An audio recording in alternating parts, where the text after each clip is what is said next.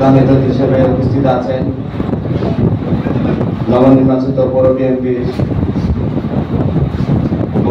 সভাপতি মকবুল হোসেন মির্জা ভাই। বিশেষ অতিথি হিসেবে উপস্থিত আছেন নবনির্বাচিত পৌর বিএনপির সাইদুল ইসলাম। উপস্থিত আছেন নবনির্বাচিত পৌরসভার সাংগঠনিক সম্পাদক।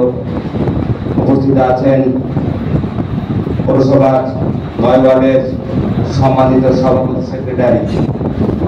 উপস্থিত আছেন ৫ নম্বর ওয়ার্ডের বিশিষ্ট কমিটির সদস্য ও আমার মা বোনেরা।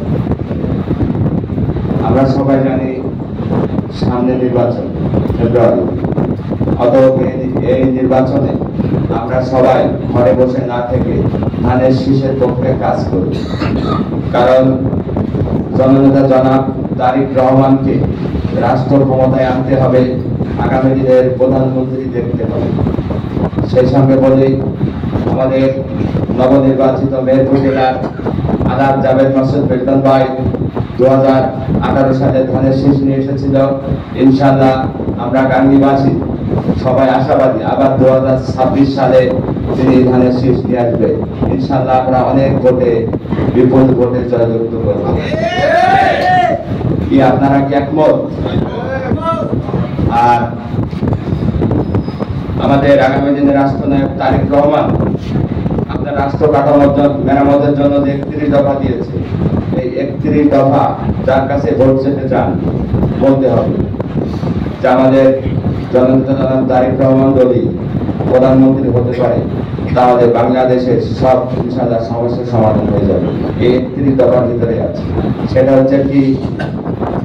সেটা হচ্ছে আমার মা বোনেরা আছে রাষ্ট্রনায়ক প্রধানমন্ত্রী হবে, তখন আমরা কিন্তু প্রত্যেকটা ফ্যামিলি বুঝতে পারবো। আছে স্বাস্থ্য ব্যবস্থা। স্বাস্থ্য ব্যবস্থাটা কি?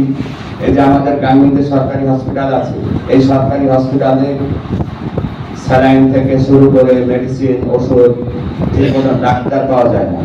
যে আপনারা তো সবাই জানেন, অনেকজনকে রিফার করে ঢাকা, রাজশাহী, কুষ্টিয়া, কারণ এগুলো প্রয়োজন নাই। তারেক রহমান কি বলেছে যে সরকারি হাসপাতালে আসা লাগবে না, প্রত্যেকটা ইউনিয়নে একটা করে মেডিকেল হাসপাতাল করবে। সেখানে মানুষজন দ্রুত যে ইউনিয়নে সেই ইউনিয়নে যাতে দ্রুত চিকিৎসা ব্যবস্থা নিশ্চিত করতে পারে, সেই জন্য তারিখটা এখানেও লিখে দিয়েছেন। কারণ সেখানে পর্যাপ্ত পরিমাণে ডাক্তার পাবে, ওষুধ পাবে, মেডিসিন পাবে। তাহলে কি হলো? আমাদের জন্য ভালো হলো, অনেক রোগীদের জন্য ভালো হলো। 3 নম্বর, শিক্ষা ব্যবস্থা। আমাদের শিক্ষা ব্যবস্থা মানে এত পরিমাণে দুর্বল। একটা ছেলে বা একটা মেয়ে যখন ভার্সিটিতে যায়, সে কিন্তু সর্বপ্রথমে করছেন প্রাইমারিতে।